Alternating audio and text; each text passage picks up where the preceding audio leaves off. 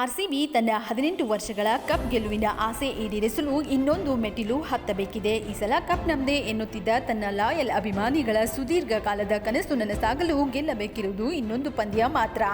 ಬರೋಬ್ಬರಿ 9 ವರ್ಷಗಳ ಬಳಿಕ ಫೈನಲ್ಗೆ ಲಗ್ಗೆ ಇಟ್ಟಿರುವ ಆರ್ಸಿಬಿಯು ಈ ಬಾರಿ ಚಾಂಪಿಯನ್ ಆಗೇ ಆಗುತ್ತದೆ ಎಂಬುದು ಅಭಿಮಾನಿಗಳ ನಂಬಿಕೆ. ಆರ್ಸಿಬಿ ಗೆಲುವಿನ ಗುಟ್ಟು 18ರ ನಂಟು.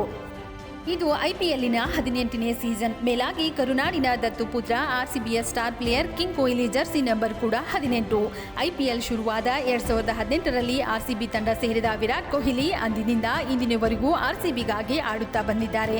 ಅಂದರೆ ಬರೋಬ್ಬರಿ 18 ವರ್ಷಗಳಿಂದ ಆರ್ಸಿಬಿಯ ಭಾಗವಾಗಿದ್ದಾರೆ. ಪಂಜಾಬ್ ವಿರುದ್ಧದ ಕ್ವಾಲಿಫೈಯರ್ ಕಾದಾಟದಲ್ಲಿ ಆರ್ಸಿಬಿ ನಿಜಕ್ಕೂ ಬೆಂಕಿಯಾಟವಾಡಿದೆ.